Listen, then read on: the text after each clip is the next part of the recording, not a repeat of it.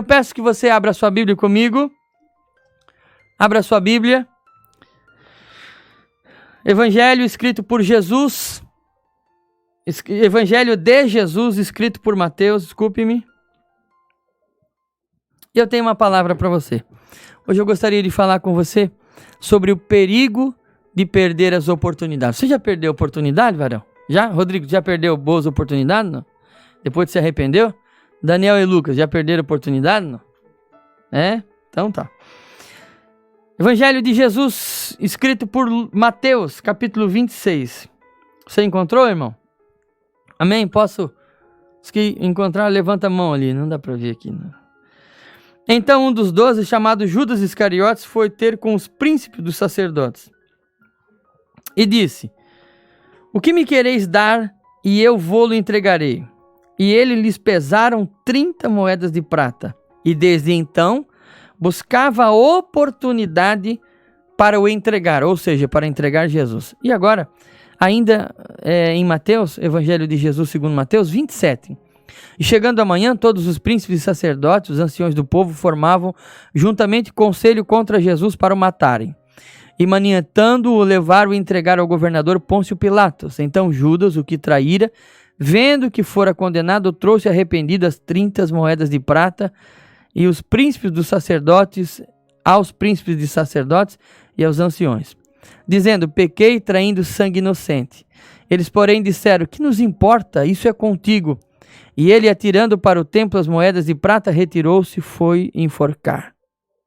E os príncipes dos sacerdotes, tomando as moedas de prata, disseram: não é lícito metê-las no cofre das ofertas, porque são preço de sangue. E tendo deliberado em conselho, compraram com ela o campo de um oleiro para a sepultura dos estrangeiros. E por isso foi chamado aquele campo até o dia de hoje Campo de Sangue. Então se realizou o que vaticinar o profeta Jeremias. Tomaram as 30 moedas de prata, preço do que foi avaliado, que certos filhos de Israel avaliaram, e deram-na pelos campos de oleiro, segundo o que o Senhor determinou. Queridos, eu gostaria de conversar com você sobre o seguinte tema: o perigo de perder as oportunidades. Você já perdeu oportunidade, irmão?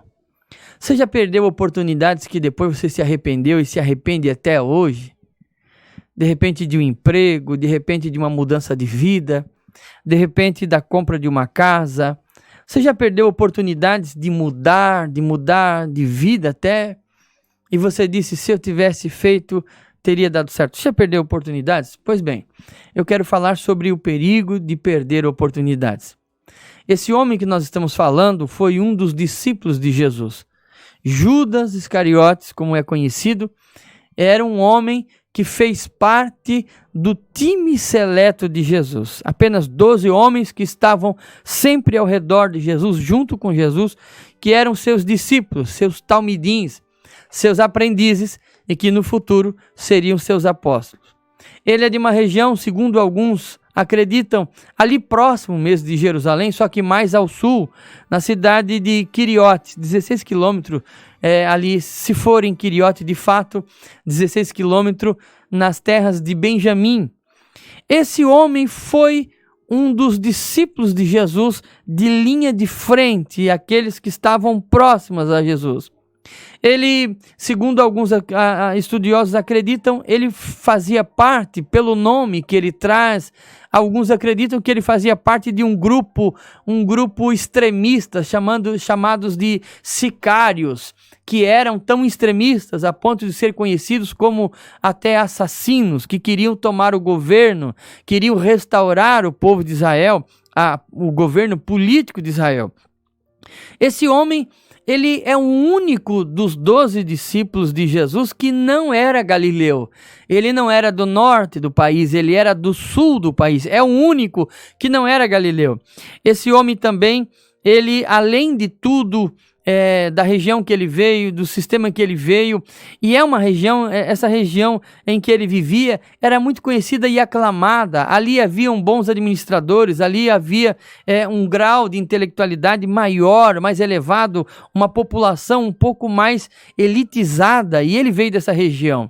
É interessante nós lembrarmos também que ele é acusado pelos outros apóstolos e discípulos de ladrão, porque eles observavam que ele não era fiel na sua administração financeira.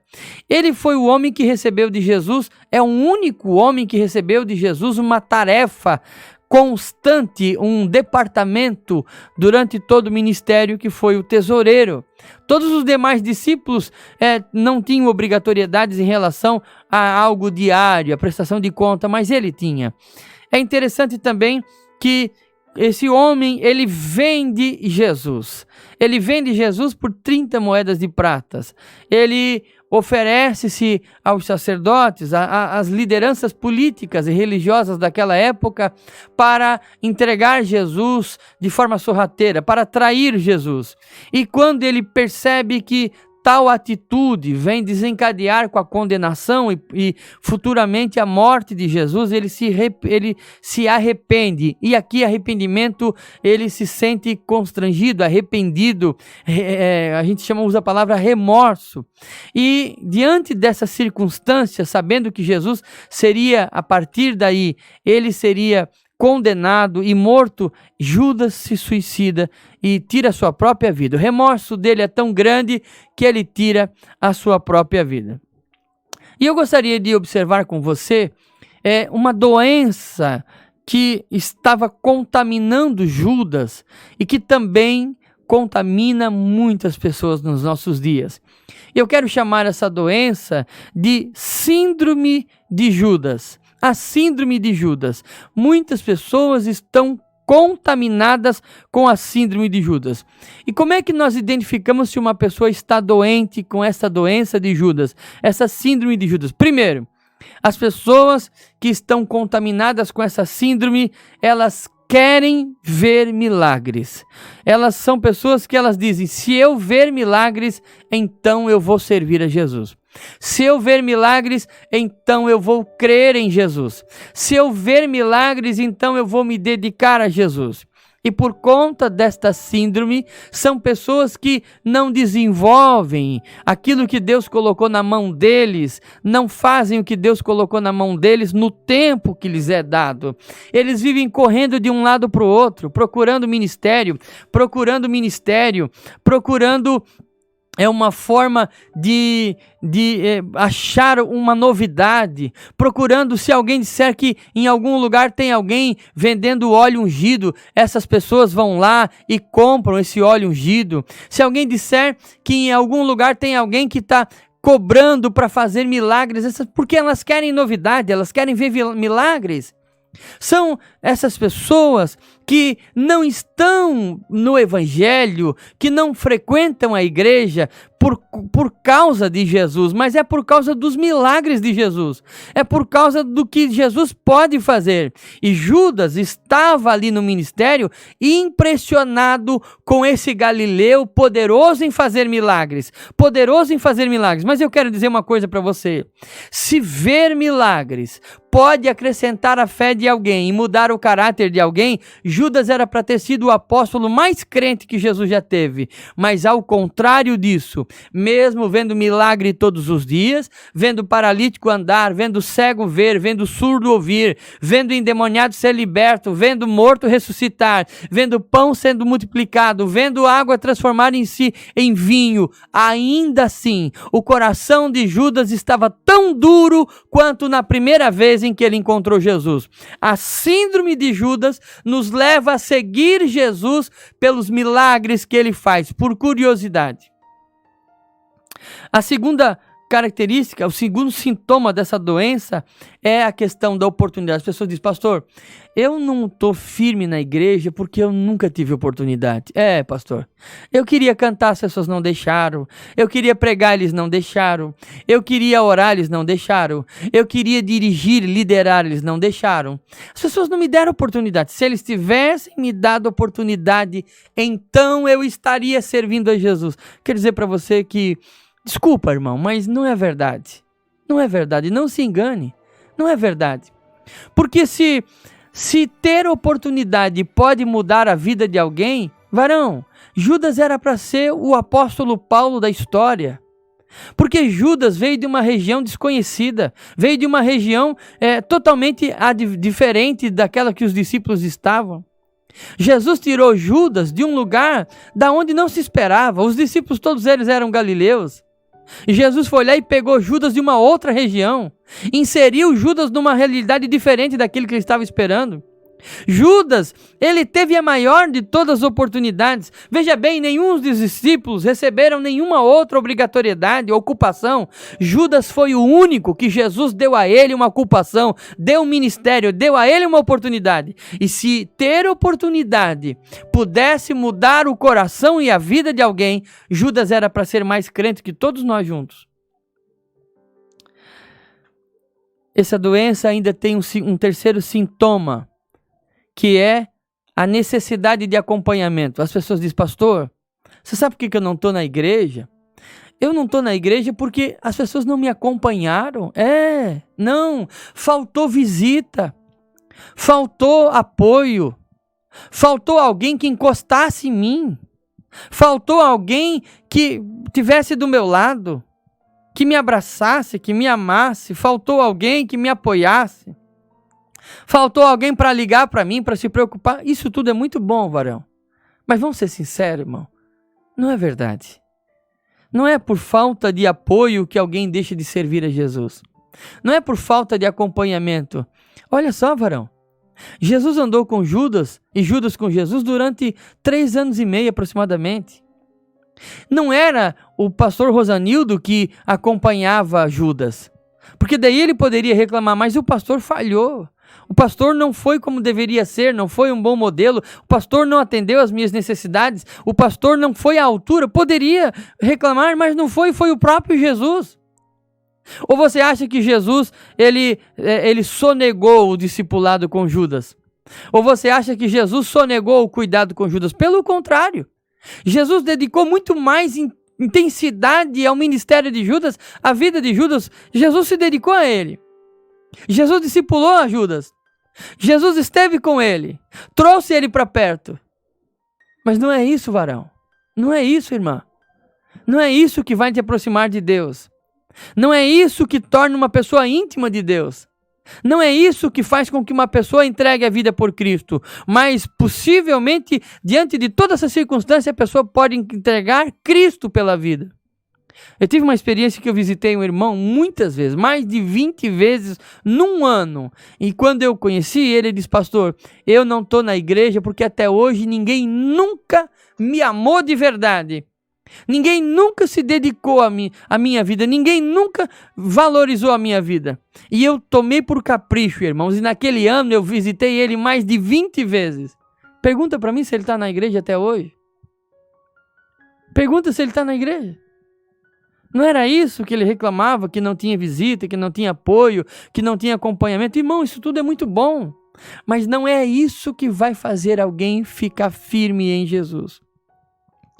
O quarto sintoma dessa doença de Judas é a reclamação dizendo: olha, eu não estou firme porque, sabe, eu não sou forte o suficiente, eu não tenho conhecimento suficiente, eu não conheço o suficiente, eu não tenho experiência. Ô varão, você sabe que não é verdade. Judas, irmãos, ele não é igual o pastor Rosanildo, que teve que aprender e foi aprendendo ao longo dos anos, fazendo e aprendendo. Aprende um pouquinho com um aqui, um pouquinho com um lá, um pouquinho com o pastor aqui, um pouquinho com o pastor lá, aprende com o erro de alguém, aprende com o acerto do outro, aprende e assim vai. Não! Judas teve uma oportunidade que eu e você não tivemos. Ele estudou na escola de Jesus. Os irmãos aqui em Blumenau podem estudar na ET Blue, tem ali a ET Blue, pode ir lá sentar, aprender com grandes mestres. Tem básico, tem o médio, tem a especialização. Em Brusque, nós trabalhamos lá vários anos, lá tinha a ET Bru, aqui a ET Blue, lá era ET Bru. Mas Judas teve a oportunidade de aprender com o próprio Jesus, ele sentou na escola de Jesus, irmão. O professor de Judas não era o Zezinho, não era o Pedrinho, que sofre, que chora, que tem dia que está desanimado. O professor de Jesus o professor de Judas era o próprio Cristo. Tudo o que precisava saber, Cristo sabia. Tudo que Judas tivesse de dúvida, Jesus sabia responder. Tem coisas que as pessoas perguntam e eu digo, varão, eu não sei. Mas se perguntasse para Jesus, dizia, eu sei, vou te ensinar. Então não foi falta de escola. Não foi falta de conhecimento. Não foi falta de teologia.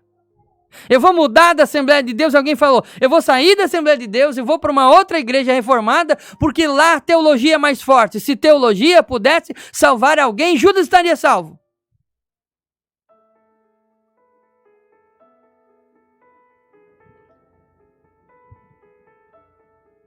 Mas você quer saber por que Judas não ficou firme? Você quer saber por que Judas não foi salvo? Porque você acha que ele foi eleito para a perdição? É, pastor, porque lá no Salmo já falava sobre a traição de Judas. O salmista prevê, o salmista vê com antecedência. Ele não determina que faça. Deus viu, mas não determinou que acontecesse. Ele viu com antecedência, mas não determinou. A Bíblia diz que Deus quer que todos se salvem. Então, se é todos, irmão, é todos. É o Judas, é o Pedro, é o Tiago, é o João, é o Rosanildo, é a Maria, é a Silvia, é o Rodrigo, são todos. Jesus quis e investiu no ministério de Judas, investiu na salvação de Judas, colocou Judas na posição de destaque, colocou Judas do lado dele, trouxe Judas para perto. Isso mostra que Deus, a vontade de Cristo era que Judas se salvasse. Por que Judas não se salvou? Não se salvou porque ele não era eleito? Não, não cremos nisso. Não se salvou porque Deus predestinou ele para o inferno? Não, nós não cremos nisso. Deixa eu dizer para você. Primeiro, Judas, irmãos, ele não se salvou e olha, a gente observa. Primeiro, olha o que o evangelista João fala no capítulo 12. Porque ele não abandonou a velha vida. O Judas seguiu Jesus, sim. 3 anos e meio andando ao lado de Jesus. Mas vai perguntar quem era o Judas? Vai perguntar se ele abandonou o roubo? Vai perguntar se ele abandonou os vícios? Vai perguntar se em casa o Judas não falava todo tipo de palavrão? Vivia uma vida de qualquer maneira? Pisa no calo do Judas para ver se ele não avança em você. Para ver se ele já não sai do salto com você. Vá discutir com Judas, vá confrontar o Judas para ver se na hora o velho homem já não se manifesta. O Judas, irmãos, ele não abandonou a velha vida. O evangelista João é categórico em dizer que ele era ladrão. Ele servia Jesus, mas era ladrão. Ele era apóstolo, mas era ladrão. Era aluno de Jesus, mas era ladrão. Pregava o evangelho, mas era ladrão. Evangelizava, mas era ladrão. Possivelmente Judas tenha curado muitas pessoas, mas não deixou de ser ladrão. Não deixou o velho homem. E o defeito de Judas era roubar. E os outros? E as pessoas? Que o seu defeito, o seu ponto fraco era, o outro era amaldiçoar, o outro era murmurar, o outro era adulterar. Por que Judas não foi salvo?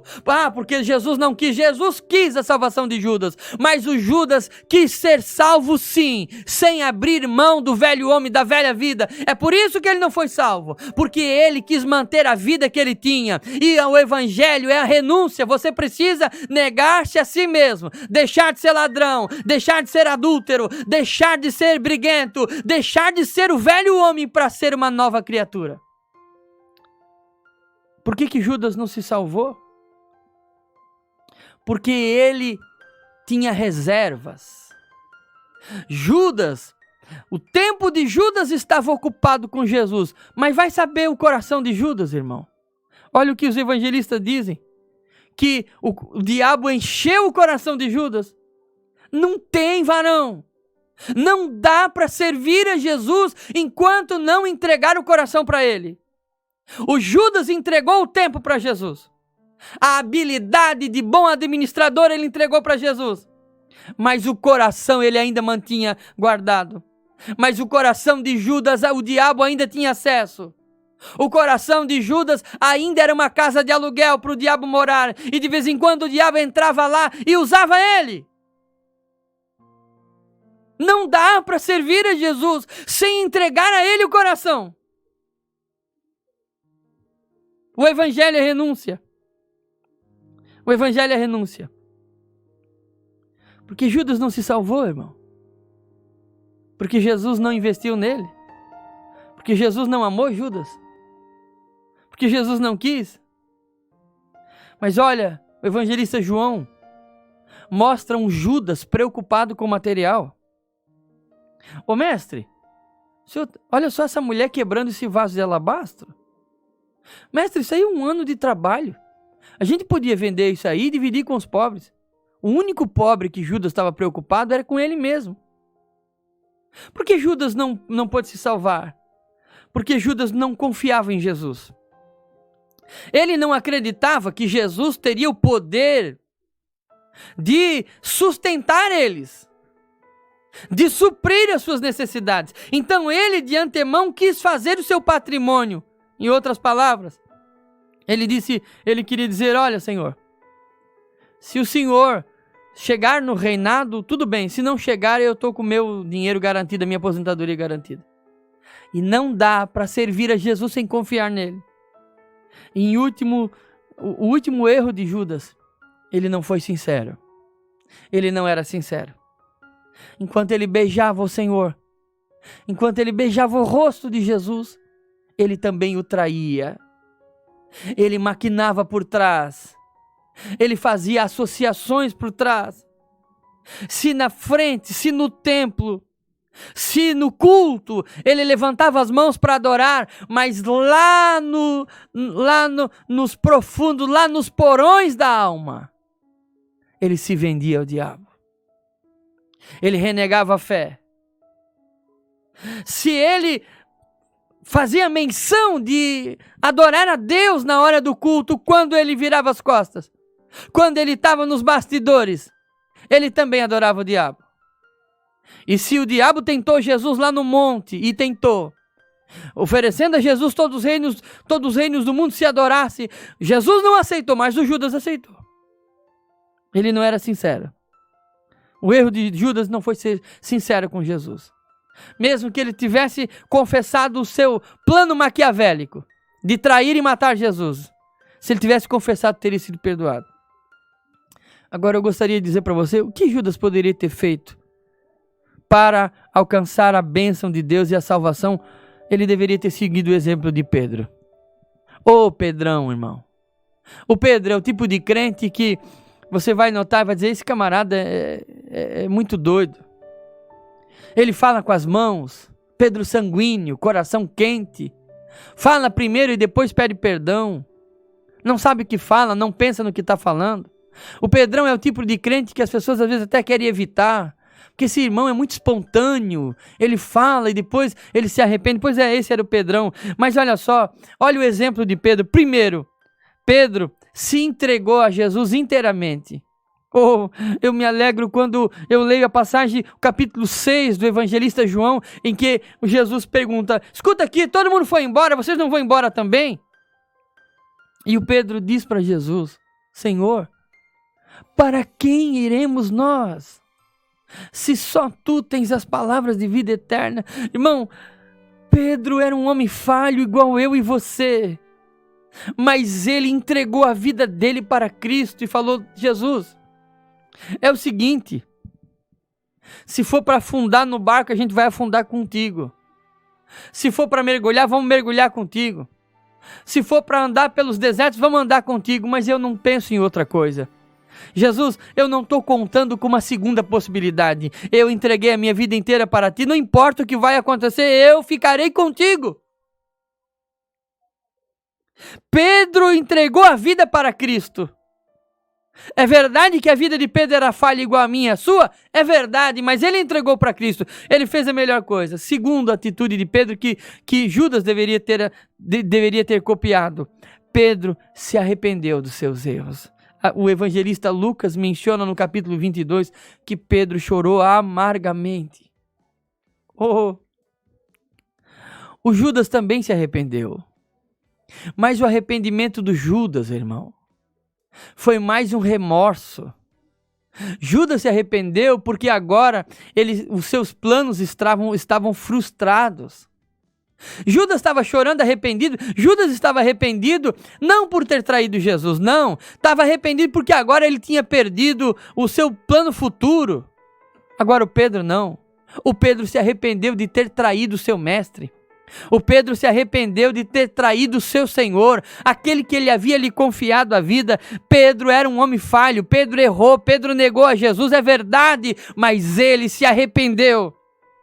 Em terceiro lugar, enquanto Judas vai se suicidar, Pedro vai buscar a reconciliação. Mateus 16, no capítulo 16, quando Jesus fala com os discípulos, vão à frente e digam que Pedro vá também.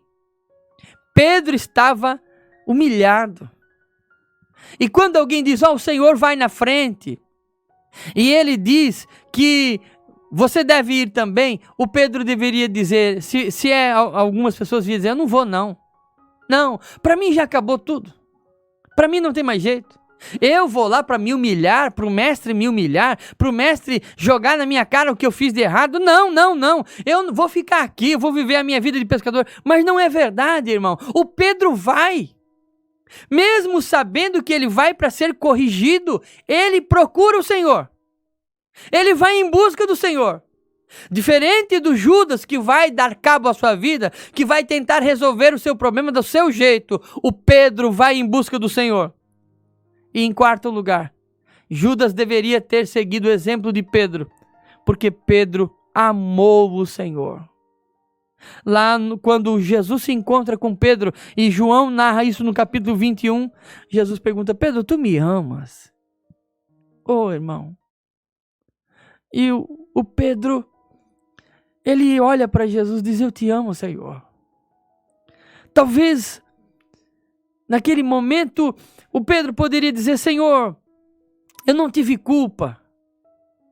Se ele não tivesse amado o Senhor, talvez ele não estivesse ali. Se ele não tivesse amado a Jesus, talvez ele tivesse desistido. Talvez ele tivesse se enforcado também, se suicidado. Mas ele ama o Senhor. Ele disse, eu te amo, Senhor. E o que falta nas nossas vidas, o que falta na vida de muitas pessoas para ficar de pé diante das dificuldades, não é uma escola, não é um milagre, não é uma oportunidade, não é um ombro, não é isso tudo é muito bom, mas o que falta é amar ao Senhor. O que falta é entregar-se a Jesus. O que falta é se arrepender e confessar os seus erros. A Bíblia diz, arrepende-te. Lembra-te de onde caístes e arrepende-te. Ele busca uma reconciliação. Percebe que existe na vida de Pedro um processo divino, infalível para a nossa salvação, que é uma entrega inteira, que é um arrependimento. Quantas pessoas carregam os seus pecados a vida inteira e não são capazes de se dobrar diante de Deus e confessar, Jesus, eu pequei. Carregam aquele fardo pesado e não tem coragem de dobrar os joelhos e dizer, Jesus, eu pequei, mas me perdoa. Quantas pessoas se afastam, se trancam dentro de casa, colocam empecilhos, eu não vou para a igreja por causa disso, porque o pastor fez isso, o fulano fez isso, a irmã falou mal de mim. É mentira, isso é desculpa. Falta reconhecer e buscar uma reconciliação com Jesus. E tudo isso porque falta amar a Jesus. Que Deus venha encher nosso coração desse amor. E hoje eu tenho algumas perguntas a fazer a você. Algumas perguntas que Deus faz para mim e para você. O que nós vamos seguir? Qual exemplo nós vamos seguir? Vamos seguir o exemplo de Judas, que se agarrou às velhas vidas, às velhas práticas, e isso o levou ao suicídio e à condenação? Ou vamos seguir o exemplo de Pedro, que mesmo sendo fraquinho, entregou-se inteiramente ao Senhor? O que nós vamos fazer, irmãos? De quem é o nosso coração? Afinal de contas, a quem pertence a nossa alma? Nós entregamos o nosso coração a Cristo? Entregamos a nossa vida, não importa quão falha ela seja a Cristo, ou de vez em quando nós deixamos o diabo fazer morada no nosso coração e fazemos todas as vontades do diabo. E quando nós pecamos, o que faremos? Quando pecarmos? Faremos como Judas, tentando resolver o problema com as próprias mãos. O que faremos? Quando cairmos, daremos fim à nossa existência, acreditando que lá do outro lado da vida teremos recompensa, teremos, quem sabe, salvação. Ou quem sabe, se tirarmos a nossa vida, terminaremos com o sofrimento. Não é verdade. Não é verdade. Seguiremos o exemplo de Judas, que tirou a própria vida, que preferiu tirar a própria vida do que se render a Cristo, do que se arrepender, do que buscar a reconciliação. Ou faremos como Pedro, que mesmo sabendo que seria repreendido pelo Senhor, ele foi até Jesus. E lá ele não se esquivou desse encontro com Jesus. E quando foi interrogado pelo Senhor, ele confessa: tu sabes que eu te amo, Senhor. Em outras palavras, Pedro estava dizendo: é verdade que eu te neguei. É verdade que eu também te traí. É verdade que eu te abandonei. É verdade que eu falhei. É verdade que eu caí. E eu vou estender esse relatório de Pedro. É verdade que eu adulterei. É verdade que eu roubei, que eu falhei. É verdade que eu menti. É verdade que eu caí. É verdade que eu fiz tudo isso. É verdade. Mas é como se Pedro estivesse dizendo: mas tu sabe que eu te amo. Eu não sei como você está hoje. Eu não sei como está a sua vida. Eu não sei em que poço de amargura você está. Eu não sei. Eu sei que hoje na internet as pessoas estão aí fazendo... Tem 1 milhão de programas para você assistir. Talvez programas até mais bonitos. Com certeza muitos outros. Mais teológicos. Mais educativos. E aí você vem para esse programa ouvir essa palavra simples. Mas eu aprendi com um obreiro, um presbítero, Edilberto de Itajaí, falecido, está com o Senhor. Ele fazia programa na rádio todos os dias. Eu era um jovem. E eu ouvia todos os dias o programa e ele chorava. E ele pregava e dizia: estou pregando para milhares e milhares de pessoas que estão me ouvindo. Eu não sei se tinha milhares de pessoas ouvindo ele naquele horário. Ele já era velhinho.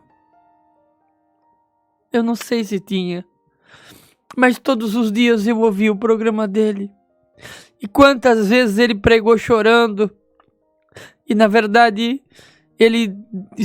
Deus estava falando comigo muitas das vezes. Eu sempre dizia que se um dia eu tivesse oportunidade, eu também queria ter um programa para poder pregar para as pessoas, mas não apenas para alimentar o intelecto delas.